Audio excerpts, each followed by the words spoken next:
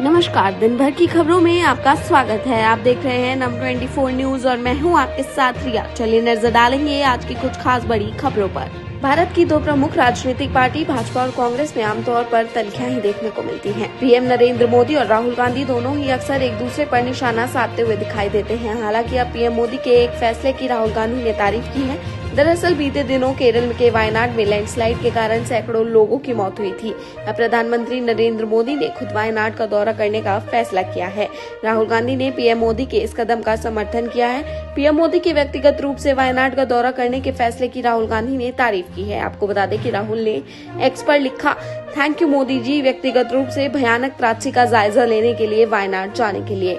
ये एक अच्छा फैसला है। मुझे विश्वास है कि एक बार जब प्रधानमंत्री प्रत्यक्ष रूप से तबाही की सीमा को देख लेंगे तो वह इसे राष्ट्रीय आपदा घोषित कर देंगे। सुप्रीम कोर्ट के अनुसूचित जाति और अनुसूचित जनजाति यानी कि एससी और एसटी में क्रीमी लेयर बनाने के सुझाव पर सरकार ने शुक्रवार को अपना स्टैंड साफ कर दिया है। आपको बता दें कि कैबिनेट बैठक के बाद सरकार ने संविधान का हवाला दिया और साफ संकेत दिया कि आरक्षण के सिस्टम से छेड़छाड़ का उनका कोई इरादा नहीं है। सियासी तौर पर इस बेहद संवेदनशील मसले पर प्रमुख विपक्षी दलों की चुप्पी के बीच सरकार के इस स्टैंड को एडवांटेज लेने के तौर पर देखा जा रहा है। सरकार ने इसके जरिए यह संदेश देने की कोशिश की है कि वे आरक्षण के मसले पर दलितों और पिछड़ों के साथ खड़ी हैं।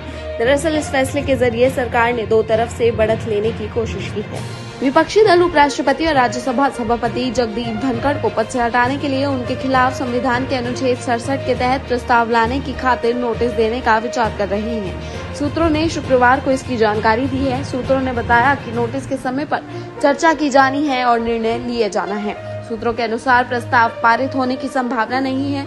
फिर भी यह राज्यसभा अध्यक्ष के स्पष्ट रूप से और लगातार पक्षपातपूर्ण दृष्टिकोण को उजागर करने वाला एक बयान होगा। संसद के दोनों सदनों लोकसभा और राज्यसभा का सत्र शुक्रवार को समाप्त हो गया है। दोनों सदनों को अनिश्चितकाल तक के लिए स्थगित कर दिया गया है। आपको बता दें कि सत्र के समाप्ति के बाद पीएम मोदी समेत देश के कई प्रमुख सांसदों की एक बैठक की तस्वीर सामने आई है।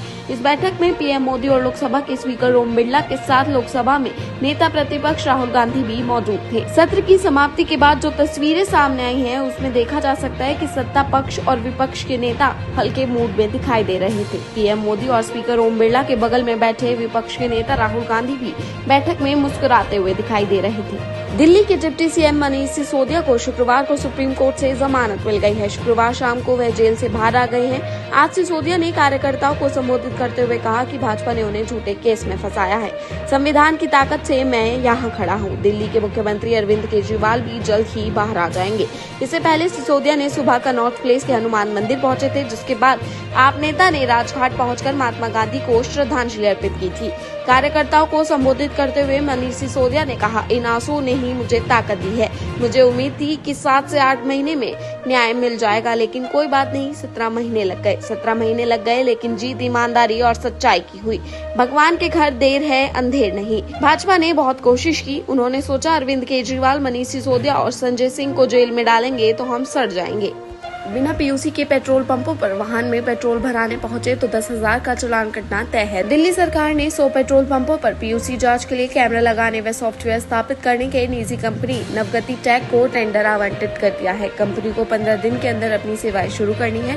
कंपनी को 5 साल के लिए ठेका दिया गया है। परिवहन विभाग के अधिकारी ने बताया कि कंपनी को 15 दिन के अंदर कम से कम 25 पेट्रोल पंपों पर पीयूसी जाँच के लिए सिस्टम तैयार कर देने को कहा गया है।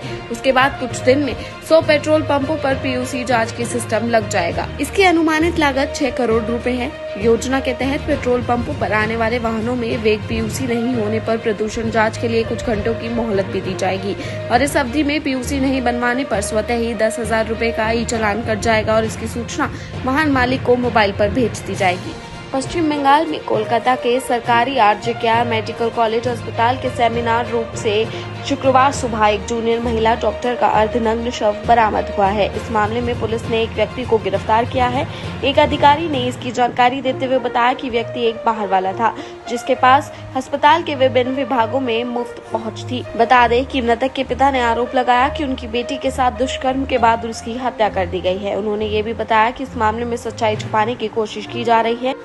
और पुलिस ने इस मामले में 2 अन्य इंटर्न डॉक्टरों से पूछताछ भी की है। एक पुलिस अधिकारी ने कहा कि हमने एक व्यक्ति को गिरफ्तार किया है जो कि एक बाहर वाला है। ऐसी ही तमाम खबरों के लिए देखते रहिए NF24 न्यूज और इस चैनल को सब्सक्राइब करें और इस वीडियो को जरूर लाइक करें।